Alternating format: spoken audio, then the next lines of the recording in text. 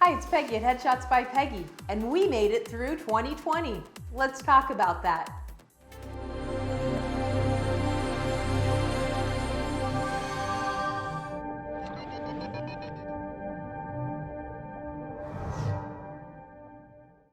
These videos that I do every single week are designed to encourage, inspire, and educate people in the industry. I do that by having amazing guests that know way more about things than I do come on and talk. Another thing that I do are different segments. The very first week of every month, John Swanbeck joins me and we do a segment called Camera Tips for Actors. And we look at things from a different angle than what most acting coaches and teachers do. He's a director, so he's giving you tips from a director's point of view, how to look cinematic and know what you're doing on camera. Let's take a look at some of the highlights. Hey guys, it's Peggy at Headshots by Peggy, and today we're back with John Swanbeck. Teach them how to come across as though they live on camera. Yeah. As though that is just their world. Exactly. And they own it. And I do very much think about the camera and the aesthetics of the camera. I was just talking about characters, the way filmmakers think about character.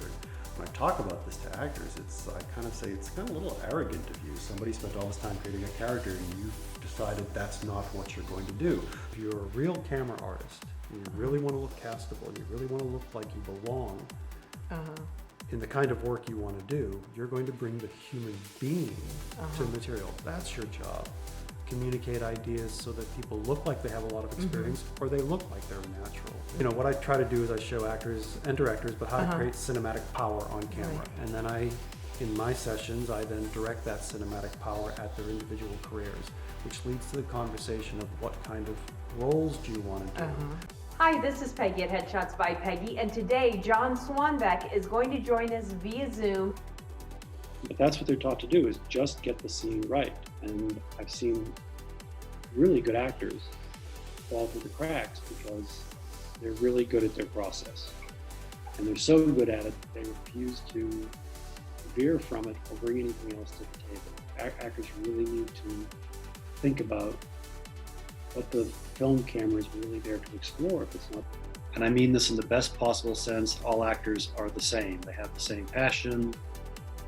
A trap that I think we all can fall into as artists, photographers, directors, writers, actors, is we lay our hands on the work and we have an agenda. Because their process puts them in their head and makes them think. They're thinking all the time. And because they're thinking all the time, they're not feeling enough. You and I have talked about this before. Best advice I can give to an actor is to live on camera so that it never looks like you're nervous. But a lot of actors don't really develop an understanding of what we're talking about. And what I say is the eyes are the windows to the soul and the voice is the gateway. Oh, I like that. So they need to imagine more. They need to imagine the other person's there. And the imagination is our most powerful creative tool. I can't believe that it's sort of been left out of the equation for them.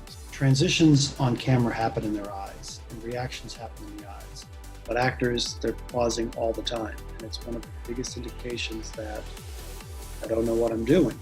It means I'm just bringing the process to the table, and I'm not worried about the audience. I think it makes you look more like you're either a natural or have experience, because anybody who has experience on camera knows those things. They think about cross angles and lines like you were just talking about, and you're going to be more appealing to a director, even if the director or casting director doesn't sit back and say, I know what they're doing and I know why they're doing it. Can they throw away their lines? But actors like to hold on to what they're doing. For dear life, they're very precious about it. They want to make it very important. They're taught to make it very important. Being on camera, my advice always is to live on camera. The other thing you want to do is you want to slow down your reactions, but you need to also factor in the other side of the equation, which is how the character views themselves. The other segment that I love is called The Headshot, and I put that up the third week of every month. And it is me, generally just me, talking about headshots, because originally these videos were all about headshots, and then it grew, and I've had so many amazing guests that sometimes we forget to talk about headshots. So here's a few things that we covered in 2020 about headshots. Hi, I'm Peggy at Headshots by Peggy, and today on The Headshot, we're going to talk about marketing. It's very important that you talk a lot with your agents and managers, because they're the ones that are actually out there submitting your headshots, and work together as a team to market yourself. And, ask them, hey, what can I do to help you do your job more efficiently? Hi, I'm Peggy at Headshots by Peggy, and today we're going to talk about self-tape auditions. I decided I was going to cancel the vlog that I had planned, and I was going to do a self-tape survival lesson for you guys, because self-tapes can be a little bit intimidating if you're not used to doing them, because it's not that hard. It's just something new to you. You can do this. You got this. Remember, we're not on vacation. So if you want to take a vacation day or two, go ahead. But after that, get up, make your bed, take a shower, get dressed, and do something. Do something creative. Because this is what I think is probably the most important part of headshots. And that is know who you are. Know who you are as a storyteller. This is a perfect time to sit down and take notes and evaluate who you are. That's not where you want your mind to be.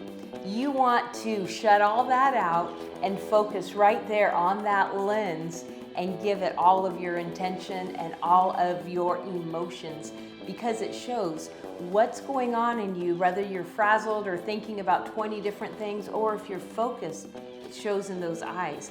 And your eyes are what's going to make your headshot pop. So these are things that are very important to your headshot. And again, I want to thank you for taking the time to watch this. Hi, I'm Peggy at Headshots by Peggy, and today on The Headshot, we are going to talk about the difference between commercial headshots and theatrical headshots. Now, this applies to both commercial and theatrical. Things need to be specific. Years ago, you could have one good commercial headshot and one good theatrical headshot, and you were good to go. Nowadays, it's more specific. As humans, we are naturally good at reading body language. We're amazing at it. See, that's that pop, because they're looking at all these submissions, and you've got to jump out and say, that's me. I'm always telling you, your headshot is the biggest part of your marketing strategy, or at least it should be. If they tell you, hey, my headshots will get you booked, guaranteed, well, they don't understand at all how the industry works if they're going to make a claim like that. You want a headshot that is going to catch the casting director's attention. Okay, so let's break that down. What does that mean? You hear me say it all the time, but what does it mean? What is a marketing strategy? What is an effective headshot? Right? I get that a lot from actors. A headshot's job is to get you attention, get you noticed, get that casting director to click on you and see what your resume says, see what your reel looks like, see if they think that you're a fit. And so should you. The more you understand as an actor, the more effective you can be with your marketing strategy. Once the pandemic hit and we realized that things were not going to be normal, we scrambled to get you the information that you needed, how to do self-tapes, how to do lighting, what to do to help keep sane during this time. And Merrick was giving us updates as we were finding them out, how the industry was changing. Was the industry closed? Was it going to open? When they opened, what were they going to do? How do you do a self-tape? What lighting do I need? All those things we tried to get you as soon as we could. Feel good about it. And feel good about it. Feel good about it. If you do something you feel good about, then you can't lose that, because this is the work you presented, and they've made their decision for other reasons that have nothing to do with how well you did the audition. There's so many other things. Look at this as an opportunity for you now, because I feel like it's kind of a reshuffle of things for people that are and then there's you are coming up now with your ability to present a good self-tape that's efficient and well done. That could make you shed new light on you as far as who you are in the industry. It just kind of keeps us creative. I think that a lot of creative people have a tendency to get into a depressed state if they're not active. That's a great point. I agree with you. I think this is a prime time for you to get yourself out there for casting people and reps to see who you are. I mean, there are projects that are just in the queue right now waiting, and in the meantime, why not let them see that, hey, this is a face you may not have seen before, or remind them of a face that they've seen come in the office for what they can do for these projects that are in the queue now. Hi, I'm Peggy with Headshots by Peggy, and I am social distancing with Merrick McCarthy, so he's going to join us again today. What do you think I could play? I mean, what kind of person do you see me playing? And let that person give you a better idea. And that way, after asking random people like this, seeing where the overlap is, and then honing in on what that character they're seeing that you may not have seen before. Those are the kind of looks that you want to bring out. And not just what you can look like you play, but what you know you can play as an actor as well. I think it's really important to take advantage of this time that we have right now and do those things. Get in front of that camera every day, work, take advantage of these open casting calls. Oh my gosh. Likely you will see more self-tapes than anything. Good fortune of working on a network show last week, as well as a SAG low budget series. And I want to talk a little bit about what's happening with the process now with the safety precautions and protocols that are. Lots of testing. Right, lots of testing. So, which for us germaphobes is It was scary for people like Peggy, just people grabbing into the red vines licorice. You never know. I feel like COVID has really helped us germaphobes out because it's just made everybody go to the same page where it's like, keep your germs to yourself, you nasty people. Yes. Of course, I continue to have amazing guests come on via Zoom. Bill Duke, the legend, joined us again. And this time he talked about racism and different things that were going on in our society and in the industry. Hi, this is Peggy at Headshots by Peggy, and today Merrick McCarthy co-hosts with me as we are joined with the legendary Bill Duke. My godson, unfortunately, had the coronavirus, and he almost died, and it was bad. And he's survived, and he's better. If you're brought up to think about people in a certain way from childhood, it's not racism in the sense I hate these people. Right. And I teach acting classes and I say, listen guys, if I have a choice between the picture and the real, I'd rather see the real. Right. I also had the honor of having some casting directors come and talk to us, give us real tips from their point of view, how to do self-tapes, what they're looking for, what helps them to notice you. And then Gary Zuckerbrod, hello, how awesome was that? Casting directors aren't the final decision makers.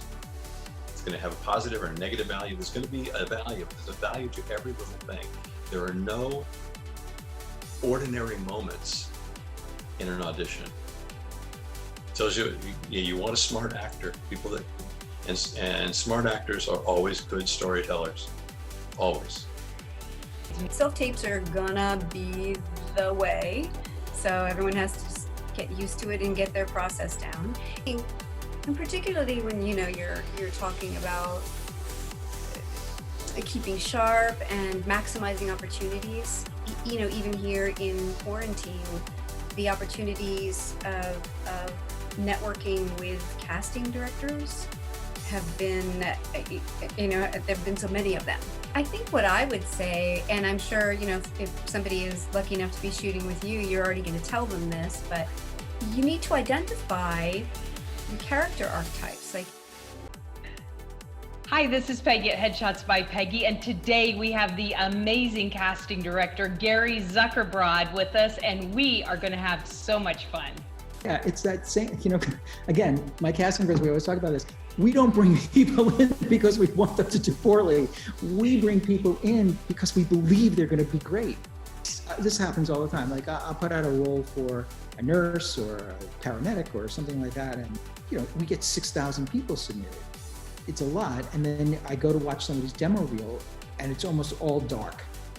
and I can barely see their face. And I get it, it was nice, artistic shot, but I can't see it. And that's what I want to do. That's all I want to do is I just want to see it. It was an honor to have so many amazing guests come on that are leaders in the industry and really gave us insights and encouragement and kind of helped us maneuver this new world that we're living in now. I want headshots. I would bet that one of the things you talk to them about are these for commercial? Are these for theatrical? The aspects of the business are a lot more compartmentalized. And so specific. That's right. We're in the media industry now, in the media business. In the media business, you know? And so you really, it's very difficult for an actor to make a living in one aspect of their career. I know sometimes actors want to compartmentalize that into like, oh, the creative space, right? That's my creative space. But you have to understand that the creative choices that you make influence your ability to make money. People need to understand, always believe, always pushing, always stay very far to negative people. Very far, because if people don't believe in you or are around you because they want just, oh, can you give me this? Can you give me that? And then, no. So we have to exchange love, exchange stuff. For now, that's what I want to say to other filmmakers. Keep your mind all the time busy, and also be patient, and also stay around people with positivity and love. Watching this, and you're probably asking, wait, how is doing improvisation going to help me with a scripted piece? The words are already written. I'm not making anything up. The improv world, like everyone's coming online. So instead of having a troupe in this town and a troupe in that town, all of a sudden, Miami's online, Milwaukee's online, LA's online, Chicago's online. Now, and we do some real acting coaching as well, right? We make you sit in those emotions, take beats, take breaths, really bring it to life. And I'm really grateful for that time, because I think all of the experiences I had, so I did all kinds of live theater, lots of dramatic work. I went to a conservatory and got my degree in acting, my BFA, and all of those tools in combination with the tools from the improv and the sketch comedy training, the sketch writing training. We are taught as women from the time that our tiny little brains are forming that our value is connected to our beauty, having the thin ideal body type.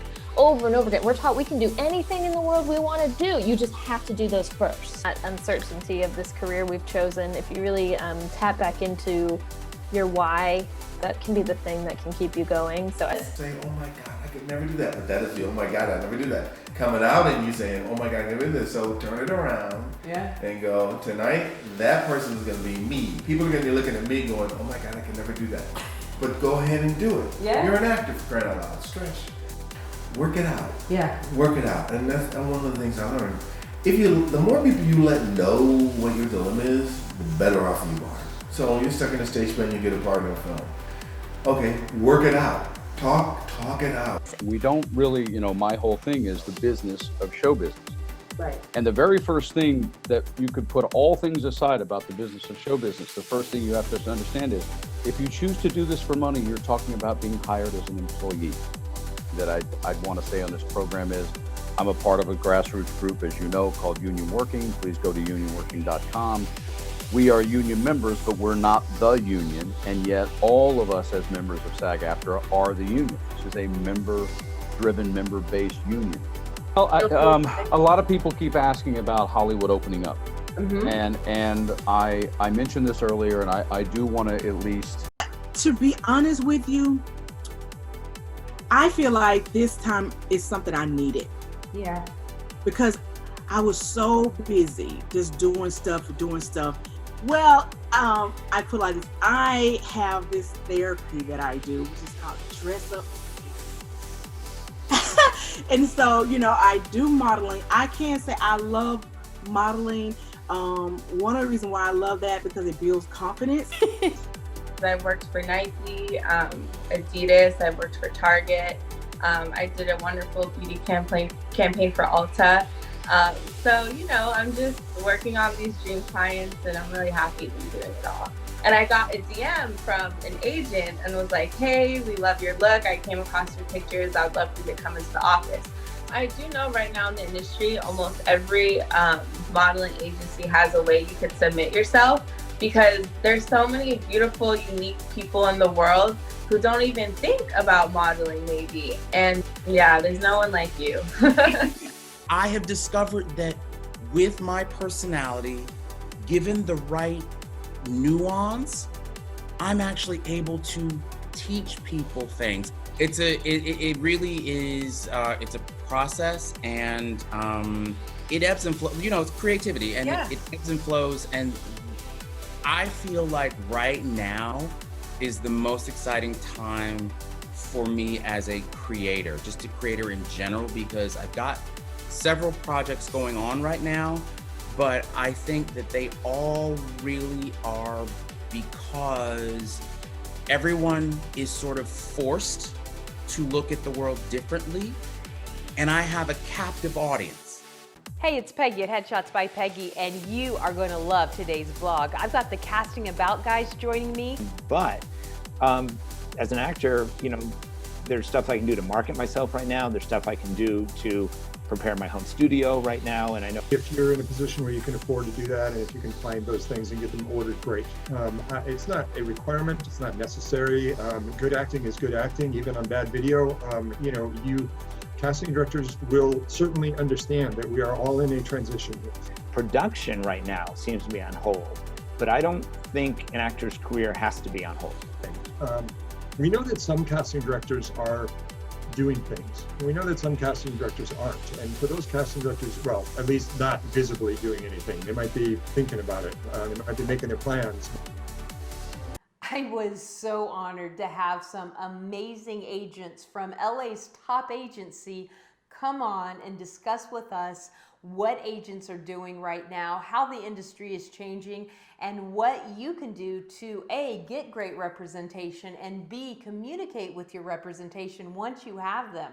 Some really good tips from these guys. I mean, one thing that I try to keep telling actors is just be ready, be ready. I mean, just that there's no rhyme or reason anymore. Right now, it's just a big old cluster and we're all just trying our best. I mean, but today's a good day and we've gotten breakdowns today. I have self-tapes due today.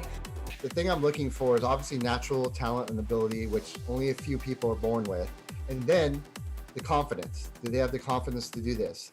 There's no degree to be an agent. There's no casting director degree. You don't go, I'm going to go to UCLA to be a casting director. No. Behind the scenes, the more you know what's going on with grip and electric and hair and makeup and wardrobe, production crew, the PAs and the second AD and the first AD and the directors, you know everything that's going on in the production, it makes you a better actor in the business. You want that cool headshot, that beautiful headshot. But for agents, we're trying to get you auditions for roles. Not every role is the beautiful leading lady or the studly man. A lot of these roles are gritty. And since Merrick McCarthy and I have been quarantining together through all of this and living together for many, many years before this, he's been on the show a lot more than normal. And he even interviewed me, which was really different for me to be on the other side getting the questions instead of asking them. I thought it was pretty good though. Hi, it's Peggy. Welcome to The Headshot. This month we're doing something a little different. Merrick McCarthy is going to interview me, so... Explain that, because you said that a lot, and you say your headshot's the biggest part of your marketing strategy. Now, break that down practically in the business sense. What's the process? Well, your headshot you can use so many ways, so I'm gonna first talk about your casting profile. Me as an actor is, I know actors that are, hey, I can play everything. What do you mean? I can just play everything. It doesn't matter. I can play everything. How do you handle that? Yeah, it's touchy because you don't want to offend anybody. We know you can play everything, but the casting director doesn't. Not how it works. It is training. It is getting good headshots. It is establishing relationships with casting people. It is getting jobs that show your work, progressively showing you more and more and more. So even though our world and industry is changing and continues to change faster than we're comfortable with, I hope you know that I'm still here giving you great content, and I hope it encourages, inspires, and educates you. And I hope it helps you to continue to be the amazing creators and storytellers that you are. I'm here. I am always glad to hear from you. Please leave me tons of comments. Share this with everyone you know. Make sure you subscribe. And let's all say a big goodbye to 2020. And I'll see you next year.